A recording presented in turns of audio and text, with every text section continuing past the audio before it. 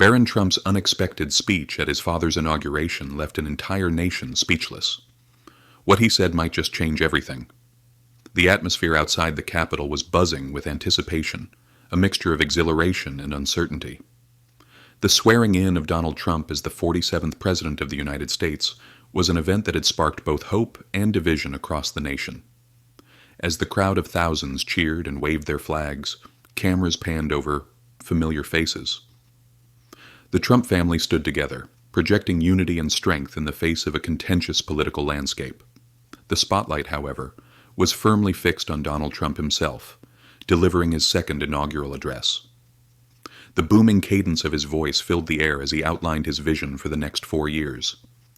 A speech full of the boldness and confidence his supporters had come to expect. But even as his words echoed, there was an undercurrent of tension. The country he addressed was one where divides had deepened, and reconciliation seemed like a distant dream. As Trump finished his address and stepped back from the podium, the crowd erupted into thunderous applause. The camera zoomed in on his family, their faces a study in pride and composure. Melania Trump, poised and regal, stood next to her youngest son, Barron, who had grown into a striking figure over the years. At 18, Barron was nearly 7 feet tall, his height commanding attention, even as he remained characteristically quiet and reserved. And then something unexpected happened. As the applause began to wane, Barron Trump, dressed in a sharp black suit, stepped forward. His movement was subtle at first, as though he was testing the waters. The crowd's cheers softened into murmurs of curiosity. People exchanged puzzled looks, unsure of what was about to unfold. Even his family seemed momentarily taken aback. Donald Trump glanced at his son with an expression that was equal parts surprise and curiosity. Barron adjusted his tie, took a deep breath, and approached the podium. The microphones caught the faint sound of his breath as he leaned in. The murmurs faded into silence. The youngest Trump, who had spent most of his life in the shadow of his father's larger-than-life persona, was about to address the nation for the first time. In that moment, the atmosphere shifted. This was no longer just a political ceremony. It was something different, something unexpected. Barron's expression was calm but focused, his presence radiating an air of quiet determination. He scanned the crowd, his eyes steady as if searching for something or someone. "Today," he began, his voice steady but soft, "is a day that marks not just a new chapter for my father, but for all of us." The crowd leaned in, drawn to his words. What was he going to say? Why now? These questions hung heavy in the air, but Barron's composure silenced any doubts. But what came next was beyond what anyone could have imagined. As Barron's speech would not only steal the spotlight, but also spark a conversation that would ripple across the country. Barron's voice, steady yet deliberate, seemed to carry the weight of the moment. "Today is about more than celebrating a presidency," he began, pausing briefly as if to measure his words carefully. "It's about looking inward and asking ourselves, what kind of country do we want to be?" The crowd, still unsure of what was unfolding, remained eerily quiet. A mix of curiosity and tension filled the air. Barron's tone was not grandiose like his father's, nor polished like a career politician. It was something different, raw, reflective, and deeply personal. He continued speaking, not as the son of a president, but as a young man grappling with the challenges he had witnessed. "I've spent much of my life watching from the sidelines," he admitted, his gaze sweeping over the crowd, watching arguments on TV, reading about people who feel unheard, and listening to stories from both sides of the divide. And for a long time I stayed silent, thinking it wasn't my place to speak. His admission struck a chord with many in the audience, especially the younger members, who often feel overshadowed in political discourse. Barron then shifted his words, taking on a tone of quiet determination. "But staying silent hasn't solved anything. In fact, it's only made things worse. We've let anger and fear define us for too long, and it's tearing us apart." A murmur rippled through the crowd, but Barron pressed on, unshaken. He spoke of the divisions that had consumed the nation, political, cultural, generational, and the toll they had taken. Yet he didn't dwell on the problems. Instead, he turned his focus to solutions, offering a vision that was surprisingly mature for someone so young. "We don't have to agree on everything," he said, his voice growing steadier with each word. "But we do have to agree on one thing, that the future we want for this country is worth fighting for. And that starts not with shouting, but with listening." The weight of his message seemed to settle over the crowd. People shifted in their seats, their expressions ranging from surprise to admiration. Barron's words were not what anyone had expected. They weren't politically charged or rehearsed. They were personal, reflective, and surprisingly hopeful. And then came the moment that would etch itself into the minds of everyone present. Barron, pausing for a breath, glanced back at his family before turning to face the crowd with a quiet but resolute tone. We're all responsible for the state of this nation, and we all have the power to make it better. Not by waiting for someone else to fix it, but by starting with ourselves. For a brief second, the silence was deafening. The enormity of his words hung in the air, as if the crowd was collectively processing the gravity of what they had just heard. Barron, unflinching, closed his remarks with a poignant message. If my generation is to inherit this country, I ask only one thing. Let us inherit a country we can be proud of. As he stepped back from the podium, the silence lingered, an eerie, awe-filled moment where time seemed to stand still. And then, slowly but surely, the crowd erupted into applause. It wasn't the explosive kind that followed a campaign rally or political victory. It was measured, thoughtful, almost reverent. Barron Trump, the boy who had spent much of his life in the background, had just delivered a message that felt as much like a challenge as it did a plea, and the nation, for once, seemed willing to listen. But as the applause echoed through the Capitol, the question remained, would Barron's words be remembered as a fleeting moment of clarity, or would they spark a deeper shift in the country's heart? As Barron stepped back from the podium, the crowd remained in a stunned silence for what felt like an eternity. Then applause began to ripple through the audience, growing steadily until the room was filled with a mix of clapping, cheering, and even a few emotional gasps. Yet this was not the kind of applause that comes from party loyalty or political triumph. It was something different. It was the sound of a crowd grappling with an unexpected moment of honesty and vulnerability. Outside the Capitol, the speech took on a life of its own. By the time the inauguration ceremony concluded, social media was ablaze. Clips of Barron's speech flooded every major platform, with hashtags like #Barron Trump speech and #Voice of Unity trending globally. TikTok users dissected his every word, while Twitter debates erupted between those who praised his maturity and those who questioned his motivations. On Instagram, a video of Barron speaking had already amassed millions of views, with comments ranging from admiration to skepticism. Cable news channels immediately picked up the story, airing his speech in full and dedicating hours of programming to analyzing it. Conservative commentators lauded his ability to transcend political divides, hailing him as a voice of reason in a time of chaos. On liberal platforms, the responses were more mixed. Some acknowledged the sincerity in his words, while others accused him of trying to rehabilitate the Trump family's image. Still, even the harshest critics couldn't ignore the fact that his message was striking a chord. In the days that followed, high-profile figures across various industries weighed in. Oprah Winfrey tweeted, "Sometimes the most unexpected voices speak the loudest. Today, Barron Trump reminded us of the power of hope." On the other hand, late-night comedians took a more cynical approach, joking about whether Barron's speech was ghostwritten or staged for political gain. Despite the mixed reactions, the sheer volume of discourse proved one thing: people were talking. Perhaps the most surprising reactions came from young people, many of whom felt personally addressed by Barron's words. High school students recorded videos reflecting on his message, with some sharing how it had inspired them to engage in their communities. College campuses saw a surge of debates about leadership and the responsibility of the next generation, with Barron's speech often cited as a catalyst. The speech also became a lightning rod for discussions about privilege and authenticity. Critics pointed to Barron's upbringing in the wealthiest of circumstances, arguing that his call for unity might feel hollow to those struggling in America's most marginalized communities. It's easy to talk about common ground when you've never had to fight for your own, read one viral tweet. Still, for every critical post, there were dozens of others defending him, insisting that his youth and sincerity made his words worth considering. Even within the Trump family, the reactions were notable. Sources close to the family reported that Barron's decision to speak had been entirely his own, a move that surprised even his siblings. Ivanka Trump, often seen as the family's spokesperson for diplomacy, reportedly told a confidant, "I've never been prouder of him." Meanwhile, Donald Trump himself, known for dominating the spotlight, remained uncharacteristically quiet about his son's speech, leaving many to speculate about his thoughts. As the media frenzy continued, one thing became clear. Barron Trump had stepped out of the shadows and into the national conversation in a way no one had anticipated.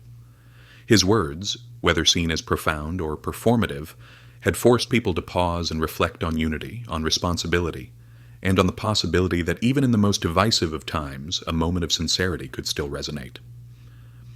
But as the nation debated his speech, the larger question loomed.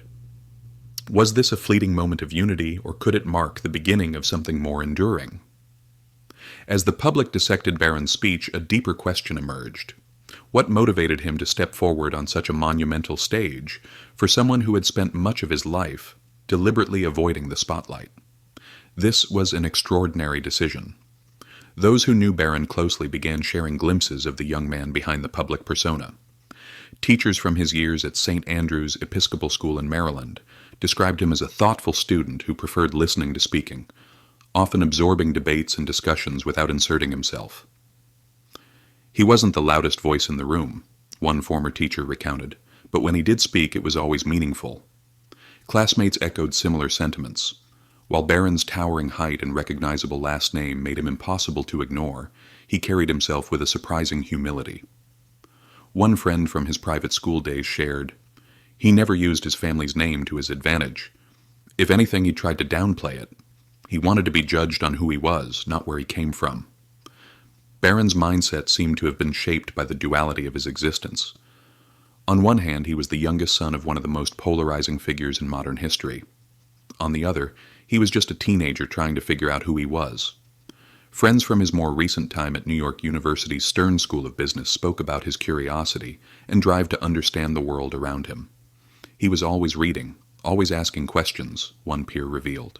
He didn't shy away from tough topics. He wanted to understand why people thought the way they did, even when their opinions clashed with his own. Behind closed doors, Barron had reportedly been contemplating this moment for months. According to a family friend, he had been deeply affected by the divisions he saw in the country and the criticism his family received. He knew people had preconceived notions about him just because of his last name, the source said. He wanted to show the world who he really was. The decision to speak at his father's inauguration wasn't made lightly. Barron had spent weeks crafting his remarks, poring over drafts and seeking feedback from a small circle of confidants. He wanted every word to reflect his own thoughts and values, free from the influence of political strategists or family members. This was his moment, a close friend shared. He wasn't trying to represent his father or the administration. He was speaking as himself. Even his demeanor during the speech, calm, composed, but deeply earnest, spoke volumes about his internal process. Barron was not the boisterous or charismatic type, but his quiet confidence carried its own weight. Body language experts who later analyzed his speech noted his deliberate pauses and measured gestures, suggesting someone who was keenly aware of the impact of his words. Yet, for all his preparation, Barron also understood the risks. He knew his speech would be scrutinized, that his motives would be questioned, and that he might even face backlash. But he chose to speak anyway, driven by a belief that even the smallest spark of hope was worth igniting. "If I can make one person feel heard," he had reportedly told a friend, "then it's worth it." Barron's mindset reflected a rare blend of introspection and courage. He wasn't trying to prove himself or make a grand statement. He simply wanted to be honest, to bridge a gap he felt had grown too wide, and in doing so he managed to capture the attention of a nation that, for once, seemed willing to pause and listen. But as Barron's motivations became clearer, the bigger question loomed.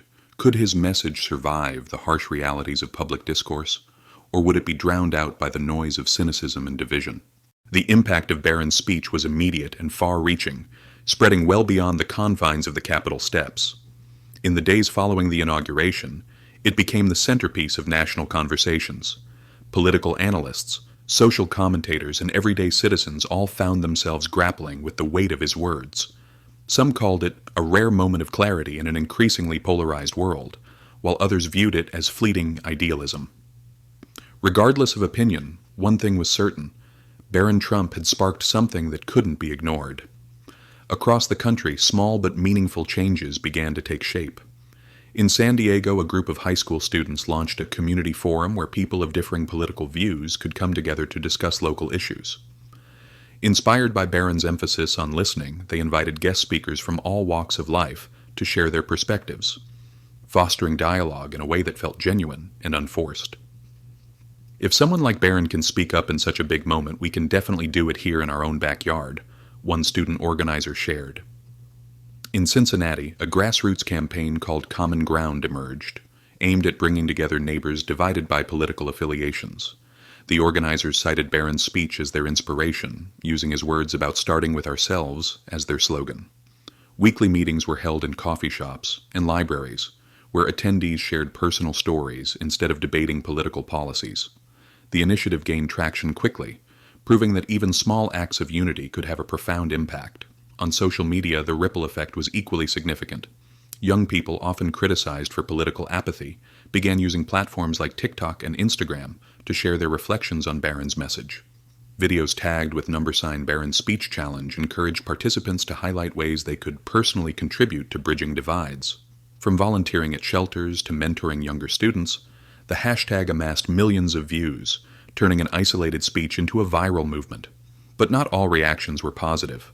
Critics accused Barron's speech of being out of touch, arguing that someone raised in privilege could never fully grasp the struggles faced by ordinary Americans.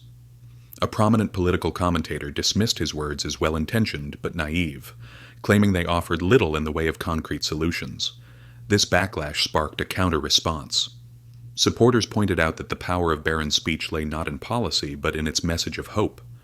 Within the Trump family, the ripple effect was equally evident. Melania Trump reportedly expressed pride in her son's courage, calling his speech a reflection of his heart. His older siblings, known for their active roles in their father's political ventures, seemed genuinely moved by Barron's decision to carve his own path. "He's always been the quiet one," Eric Trump told a journalist, "but when he speaks, you listen." Even Donald Trump, who had built his career on commanding the spotlight, appeared to step aside momentarily to let his youngest son shine. While he refrained from publicly commenting on the speech, sources close to the family revealed that the former president had privately praised Barron's poise and sincerity. He knew it was Barron's moment, one insider shared, and he respected that. As the weeks passed, Barron's speech continued to ripple through various sectors of society. Universities included excerpts of his remarks in leadership seminars. Churches and synagogues referenced his call for unity in sermons. Even corporations began using his message in team-building exercises, emphasizing the importance of empathy and understanding in the workplace. These ripples, while small in scale, carried an undeniable energy. They served as a reminder that change doesn't always come from sweeping reforms or dramatic gestures. Sometimes it begins with a single voice, a voice willing to stand up and say, "We can do better." But as the ripples spread, a lingering question remained. Could this momentum lead to lasting change, or would it fade into memory, like so many moments before? As the echoes of Barron Trump's speech faded, the deeper meaning behind his words began to settle into the minds of those who had heard them. At its core, his message wasn't about politics, power, or family legacy. It was about the simple yet profound act of connection. It was about choosing understanding over division, compassion over indifference, and Barron's speech challenged everyone, regardless of their background or beliefs, to reflect on their own role in the state of the nation. His call to start with ourselves resonated because it placed the responsibility for change, not on some distant leader or government policy, but on each individual. It was a message that transcended political ideologies and reminded people of their shared humanity. "If we can't find common ground," Barron had said, "then the cracks will only grow deeper." This idea struck a particularly powerful chord in a world where polarization often feels insurmountable. Barron didn't offer a solution to every problem, nor did he pretend to have all the answers. Instead, he did something far more impactful. He reminded people that change starts small, with a conversation, a gesture, or even just a moment of listening. The moral message of his speech was especially poignant for younger generations. Many saw themselves in Barron, a young person trying to make sense of a world filled with anger and noise. His words empowered them to believe that their voices, no matter how small, could make a difference. One teenager from Arizona shared on social media, "I'm just one person, but Barron made me realize that one person can start a ripple that turns into a wave." For older generations, Barron's message carried a note of both challenge and hope. It was a reminder that the responsibility for the future doesn't rest solely on the shoulders of the young. His speech urged them to leave behind a world worth inheriting, one built not on division, but on collaboration. Our children will inherit what we leave behind, he had said. Let's make it something they can be proud of. Yet the moral message extended beyond individual action.